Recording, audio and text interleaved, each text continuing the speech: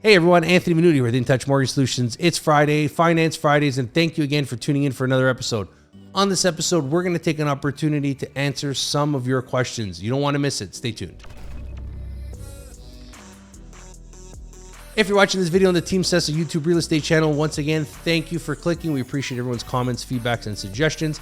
Don't forget to leave those comments in the section below, as well as don't forget to hit the like, share, and subscribe button. And don't forget that notification bell so you can get notified every time we post new content. And if you want to book a free consultation with myself or Santo, you can do that in the description box below. Now, back to the video. On this episode, I want to take an opportunity and go over some of our viewers and our clients' questions, especially with the Canadian real estate and mortgage marketplace changing. Bank of Canada talking about another rate increase on July 13th. Obviously, we have a lot of data coming out from, polls that we see for Manulife. 1 in 4 Canadians might be having to sell their homes if interest rates go up further. Obviously, inflation now at in the U.S., it's almost 9% at a 4-decade high. Our data here in Canada is going to be coming out probably at the end of the month, and we're anticipated to see a little bump up in the cost of goods and services. And the real estate market is continuing to show signs of normalcy where it's starting to come back down from its highs. And that is a conversation that you should be having with your real estate professional if you're looking to get out there and buy, as well as if you're looking to get a pre-approval, make sure to speak with your mortgage professional. But right now, what I want to do is dive into a couple questions that we have from our clients. Now, before we engage in these questions, very important to understand a few things. Obviously, we don't have a crystal ball. So the conversations that we're having are coming from a point where we're observing what happened in the past and basically also, more importantly, understanding where the client is in their financial journey, where they are with their finances and employment income, obviously the home, what their plans are for that home, so that we can better gauge those questions. So for the first question was, should I be looking at going into a fixed rate mortgage?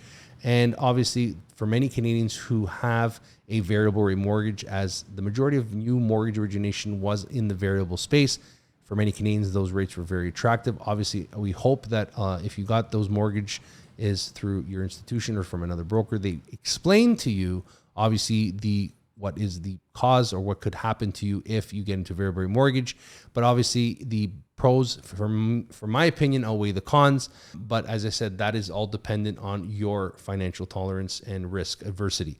So first question, should I lock into a fixed rate from a variable? First thing I would ask the client is, especially if I don't know the client and we're just having that conversation, is your mortgage a variable rate mortgage where your payments are locked in and fixed, meaning that your interest on the back end of the mortgage gets impacted. So that means more money goes towards interest than towards principal as the prime lending rate goes up with that bank and as the Bank of Canada increases its rates.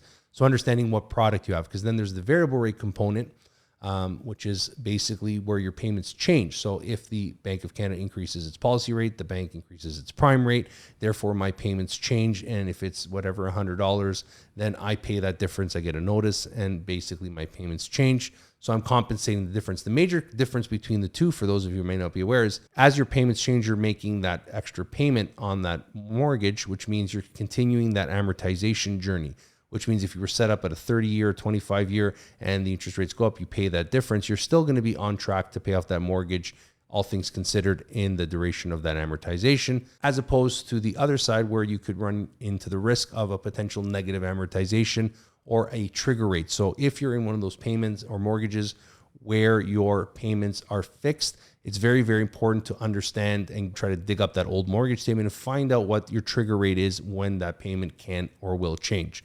So that's the first thing, understanding the product. 2 is understanding the journey with the home. Are you planning to stay in this home for a long period of time? Is this something that you're basically looking at moving or selling, renovating, restructuring, pulling out equity from the home, getting a line of credit, paying off some debts in the near future when interest rates maybe come back down? Because understanding that question before you lock in can save you a lot of money, not just today, but tomorrow when it comes to those penalties. Understanding the term, right? So most Canadians, I should say, not every Canadian, but most Canadians on average take a 5-year term. So if you just got your variable rate mortgage, let's say a year, and you're looking to lock into a 4-year term, understanding what that rate will be. Right now, basically, all the banks based on the bond market have increased their fixed rate mortgages, their 5-year fixed rate mortgages, to just over 5%. Some banks are already at 5.3, 5.2, 5.1. So obviously, we're well over the 5% mark for conventional 30-year amortizations. For insured mortgages or mortgages that are less than 25 years, those rates might be different, but they're on purchases and refinances. Obviously, there's a different product out there for each and every client, but understanding more or less what that rate is that you're going to get offered from your bank. And we advise our clients, reach out, contact your bank, find out what they're going to give you, what you can lock in at, get that payment, look at your variable rate mortgage payment right now and see what the difference is between the two, and understanding that actual difference and how much it's going to cost you right away per month over the next little while will be a very good indication. Now, we always say, in that case, we can't tell the client what to do. We say, look, here are your numbers. This is what the options are. What do you feel? Are you able and comfortable to come up with the extra $400 or $500 a month that is that to lock into a fixed rate mortgage right now? Obviously, depending on the size of the mortgage. Is it something that you can afford? Something you're going to have to come up with? Is it going to have to change something in your lifestyle, in your budget? Is you going to have to cut back on things? Understanding those options, very, very important. When you look at all these things combined, obviously money is very important, but it's your health, right? And this is another conversation that we're having with our clients, because you're looking at their financial situation. Maybe you're working, maybe they lost their job, maybe they started a new job, maybe one person's on mat leave, they had a child, income structures have changed, debt load, servicing, all these things in consideration. Understanding the mental state and your health is way more important than your wealth. Making sure that if locking into a fixed rate mortgage is going to help you sleep at night, and it's not going to cause you any duress, and it's going to avoid arguments with your partner or spouse or whatever the case may be, right? You need to understand that might be an option for you, right? And understanding that your health and your mental well-being is way more important than the extra money potentially. Without your health, we have nothing, right? So that's what we always say. And understanding all that, encompassing whether you're looking to go into a fixed or variable rate mortgage, there's a lot of things to consider. Overall, no matter what it is, I always suggest reaching out to your mortgage professional, having a conversation about your finances, and seeing if there's any other alternatives that can present themselves when having that conversation. And if you're coming up for mortgage renewal in that scenario, because a lot of clients are saying, hey, I'm in a variable, I'm thinking about going into a fixed when I get my renewal, you might be in for a big shock as well. So having that conversation well ahead of your renewal date with your mortgage professional could save you thousands of dollars. So question number 2 is, how do higher interest rates impact my qualification? So this is obviously coming from a few buyers that are looking to get out there into the market, and also some buyers that their pre-approvals are coming up for maturity, and they bought, but maybe that closing date's further out and they can't get that rate hold for that product, and they're thinking about their options. So obviously, with interest rates being high, as we mentioned earlier, 5-year mortgages well over 5%. Just a few months ago, everyone was, and we still are, qualifying at 5.25%. However, it's always been the contract rate plus 2%. Back when rates were lower, everyone was under the 5.25%, unless you're working with an equity or a B bank. But basically, you're looking at the option saying, okay, everybody qualifies at 5.25. Now, if the actual rate, the contract rate is that you're getting is 5%, that means now you're qualifying at 7%. So that's 2%, almost 1.75% higher than basically what you were previously qualifying. And that can be a huge detrimental blow to someone's purchasing power when they're going out there to buy. And obviously qualification being the most important thing. Even if the home prices have come down, and we did this in another video, we talked about how home prices and rates can impact qualification. But basically, it's very important to understand that. Now, the other side is a lot of clients may choose to go on the variable rate product, because even if the variable rate has come up, the prime has come up and the discounts are dwindling, something that we've basically forecasted to say, look, if the bank increases its policy rate, chances are the banks will start to reduce their discounts on those mortgages. So clients that saw variable discounts potentially at like prime -1 for a 30-year amortization, maybe we're at prime -30, 40, maybe 50 for some banks, depending, but you're not seeing that massive discount being offered anymore. So basically that means, let's say right now prime is at 3.7%.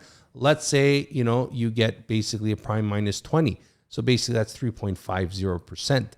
3.50% plus 2 is 5.50% as opposed to the 5.25. So even the variable end of mortgages are starting to get impacted for qualification. And that is something that's very important to understand. Now we're going to move on to question number 3 is now the right time to buy? Right? So we're getting this question with our clients in the qualification part, and they're asking us, is now the right time to buy? Anthony, you've been in the industry for 12 years plus 10 in the banking industry, is now a good observational time to buy? And obviously it's a very loaded question, because I don't want to be the person that says, hey, you should go out there and buy a house today. and we stay away from that conversation. It's more, are you capable of buying a house today, right? And are you qualified? Are you able to support the payments? What is your lifestyle looking at like? Are you able to adjust to the current demands? Obviously, things are changing. Inflation probably here to stay for a little bit longer. Are you going to be able to support the maintenance, the cost for the home, the, you know, depending on what it is that you're buying, you know, the roofs, the windows, the doors, everything that needs to be changed. When we say this is now right time to buy, obviously prices have come down, qualifications a little bit harder. The best advice that we can give is if you qualify, then you should buy. So, you know, right time to buy is when you qualify. So that's what usually we say to clients. And obviously, you know, if you choose to wait, by all means, that is your perspective. You're entitled to do whatever you want. And basically some people will say, you know, you should buy now. This is the time. I believe that we're in an opportunity right now because a lot of clients are actually going out there and taking and capitalizing on some of the opportunities to get into the market where homes that were priced significantly higher just a few months ago are coming down in price. So they're able to score a nice home for less than what it would cost them a little while ago. But obviously the most important part of that is obviously the cost of borrowing has gone up too. So this is the fine balance. Let us know in the comment section below if you think we're in an opportunity for first-time home buyers and move-up buyers to get into the market, or should they continue to wait? Because obviously I know a lot of people out there are predicting and saying that markets are going to correct even more. Certain markets are going to go haywire. Obviously, there's a lot of conversations being had. None of us have a crystal ball. And if you do, please send us over the lottery winning numbers so we can all win the lottery, right? But no, just basically wanted to cover some of those major questions. We're going to do this a little bit more often as we start to get these questions in. But I really wanted to just take an opportunity to go over some of the questions that we're getting here from our viewers and from our clients. And obviously just sort of giving you the question and the answer, but sort of making you think a little bit more about the question that you're asking and try to do a little bit more digging. So don't forget, download our app in the mortgage, in the description box below, so that you can basically look at what's happening with rates and obviously run those numbers for yourselves. And if you have any questions, always feel free to reach out to us here at InTouch Mortgage Solutions. We're here to help and give you guys the right advice. So I'll leave the video here. Hope everyone has a great and wonderful Friday, even better weekend ahead. Until next week, thanks for watching.